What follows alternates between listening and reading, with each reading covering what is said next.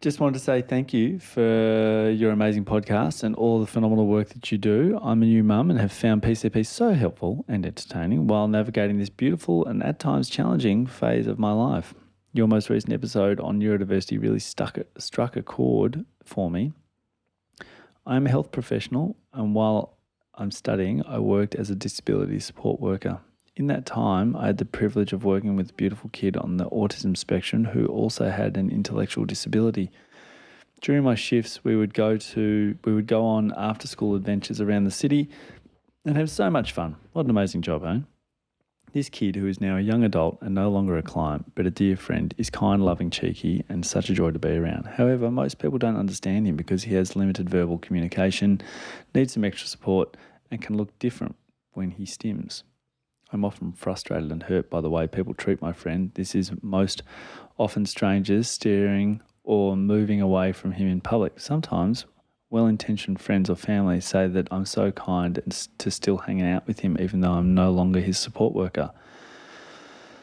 I wish people could see him how I do and consider how upsetting these actions and the beliefs underpinning their comments are. Can you imagine how his parents might feel if they heard them?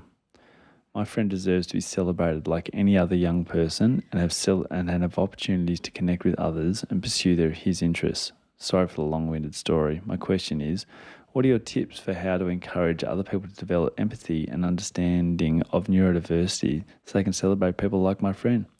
Thank you for all that you do. It's amazing, isn't it? Wonderful. Yeah, so it's interesting. I was thinking about that long question and what we do in clinic is thinking about a strengths-based approach of we're putting out some new content with other professionals as well that's coming soon and thinking about what are you good at and what do you like. I think the risk of that strengths-based approach with neurodivergent individuals is that look at all the things they're good at. That's the Rain Man bit about this is what they're exceptional at. Let's just focus on that. But I think the other half of that is really helpful. What do they like?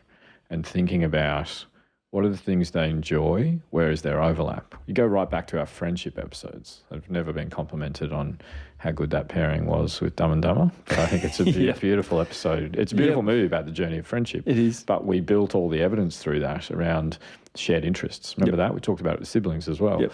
Shared interests. So what are their interests? Where do they overlap with other people? Yeah. And that can be a real beautiful bridge to be understanding and connecting with someone is shared interests, shared preferences, things like that. And so thinking about that instead of how do we tell them that you're being mean, or call out, that's really harmful, which I think has a place. But I think that people are much more likely to experience behavioural change if they see this good feeling about it. They're into that, so am I. That's really cool. Yep. Whatever it is. And that's the beautiful thing about leaving high school is that, I'm still stuck in this a bit. I went through high school and was it's cool to snowboard, it's cool to surf, it's cool to skateboard. And then you get out of high school and you realise there's all these people that are really into these niche things like Dungeons and Dragons or certain card games, and they get to be themselves, connect with themselves and be around people that celebrate their interests. Do you know what I mean? Mm-hmm. So I think a lot of that, there's a really beautiful thing, just lighthearted, because I know some heavy stuff is coming in the reflections in the final bits of advice. I think it's really important professionally if you work in this space to do work in these roles. I don't think I've ever told you this story, but there's a funny experience that I had. I used to be an orderly in hospitals for 4 years during med school every weekend. And one of the things that I used to have to do is prepare, it was kind of cleaner, move beds around, all this stuff. Really valuable experience. I got a lot out of it, maybe not as much as childcare. But I've got an okay bedside manner, and I reckon I can pinpoint exactly where I learnt it, which was when before you get ready for cardiac surgery, for having open heart surgery, as a often older man, you have to get your body ready for taking veins out of certain places, which includes being completely shaved. Oh, right. While lying there naked. And I would be the person that for 45 minutes would shave naked men. My God. You get really good at being comfortable with stuff. lots of different stuff. Yeah. But Wow. it just made me think about that person and how they'll be a better professional in that space because they've actually experienced the life of someone.